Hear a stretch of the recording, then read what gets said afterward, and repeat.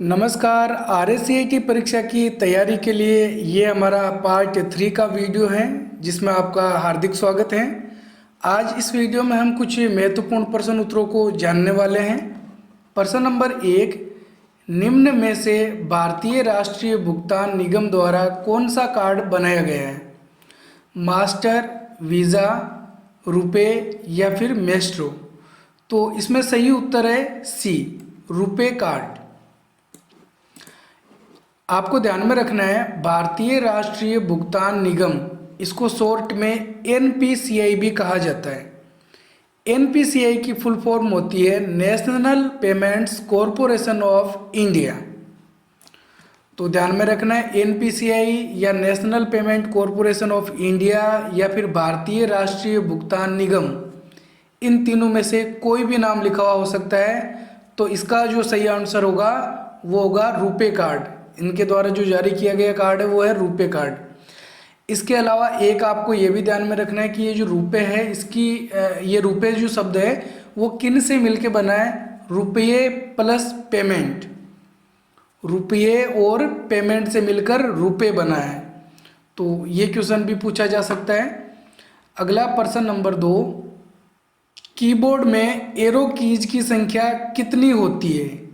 3, 4, 12 या फिर 104? तो आप में से कोई ये आंसर पता भी होगा। सही आंसर क्या होता है इसमें? 4। एरो कुंजियों की संख्या कितनी होती है कीबोर्ड में? 4 होती है। तीर वाली जो कुंजियां होती है कीबोर्ड के अंदर उन्हीं को ही एरो कीज कहा जाता है।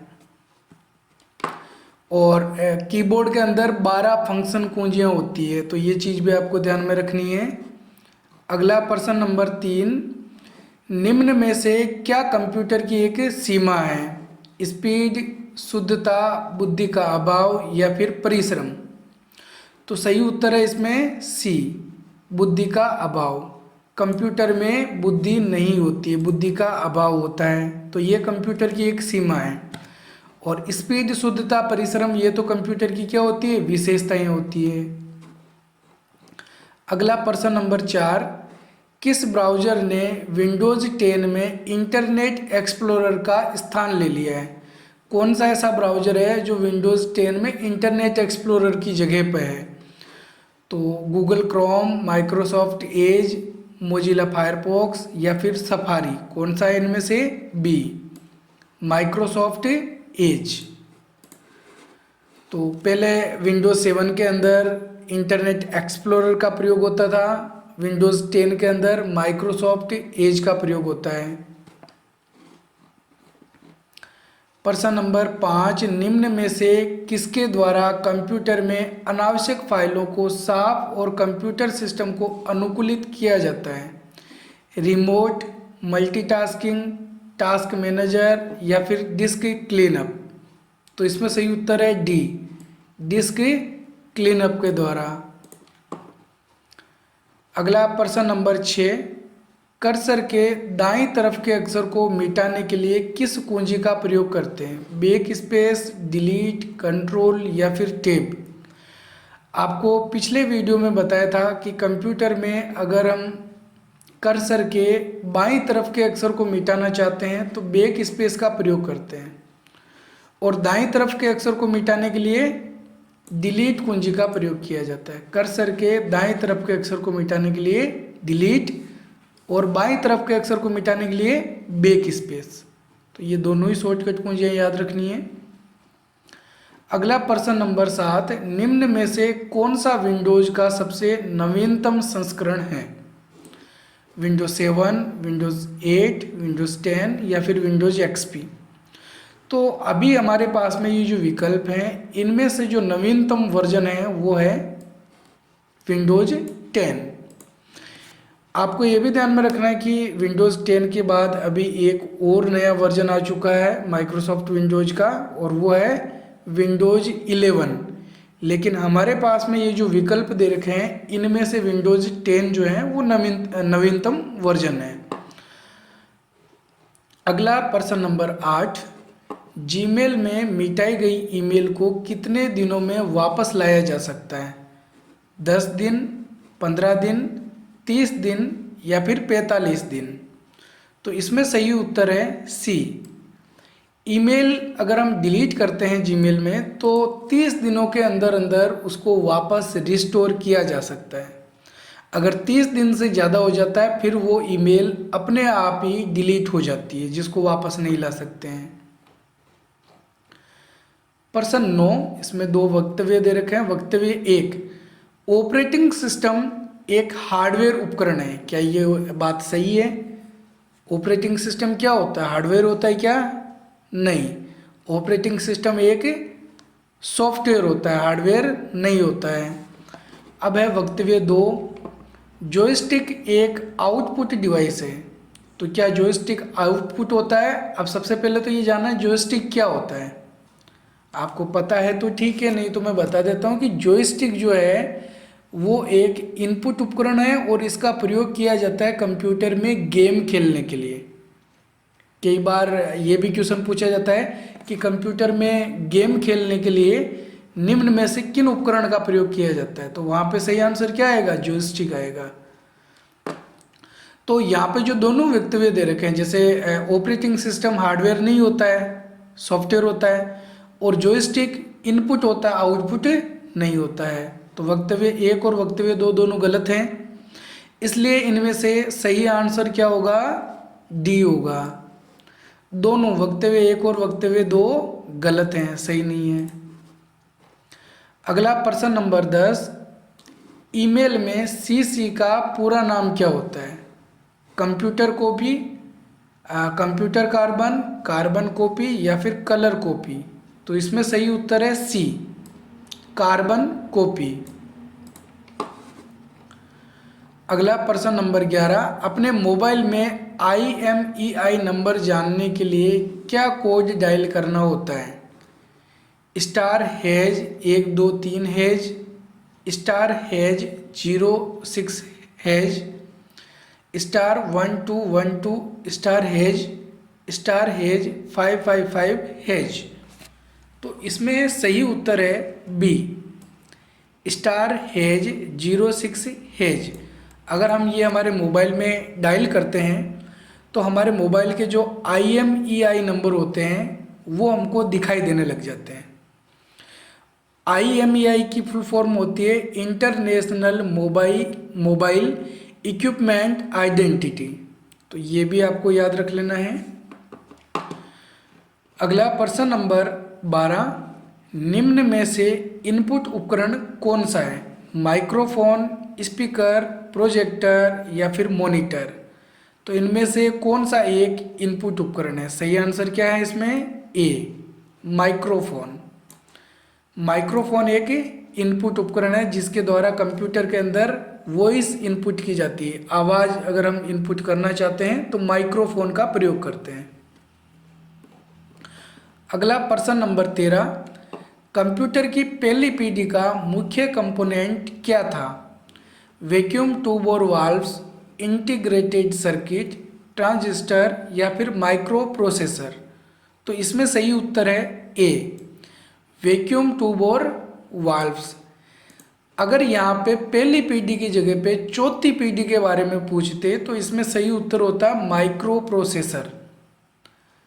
तो ये भी आपको ध्यान में रखना है। और वर्तमान में कंप्यूटर की कौन सी पीढ़ी चल रही है? 5वीं पीढ़ी। और इस पीढ़ी के अंदर किसका प्रयोग किया जाता है? कृत्रिम बुद्धि का, आर्टिफिशियल इंटेलिजेंस का। अगला प्रश्न नंबर 14, इंटरनेट को और किस नाम से जाना जाता है? मोडेम, सूचना का सुपर हाईवे, वाईफाई या फिर राउटर? तो ये ध्यान में रखना है, इंटरनेट को सूचना का सुपर हाईवे भी कहा जाता है। इसके अलावा नेटवर्कों का नेटवर्क इंटरनेट होता है, तो ये भी ध्यान में रखना है। अगला प्रश्न नंबर 15, MS पावर पॉइंट 2010 में शुरुआत से स्लाइड शो शुरू करने के लिए क्या शॉर्टकट कुंजी काम में ली जाती है? Control F5, shift F5, Alt F5 या फिर F5? तो सही उत्तर है इसमें डी, F5। F5 इसमें डी उत्तर इसलिए होगा क्योंकि शुरुआत से स्लाइड्स को शुरू करने के लिए F5 कुंजी का प्रयोग करते हैं। लेकिन अगर हम किसी स्लाइड पे होते हैं, जैसे मान लो हम 5 नंबर स्लाइड पे हैं और हमको यहीं से स्लाइड्स को शुरू करना है, तो फिर हम F5 कुंजी नहीं दबाएंगे। इसके लिए हम दबाएंगे Shift प्लस F5। इसको हम बोलते हैं करंट स्लाइड्स हो। करंट स्लाइड्स हो की शॉर्टकट कुंजी Shift F5।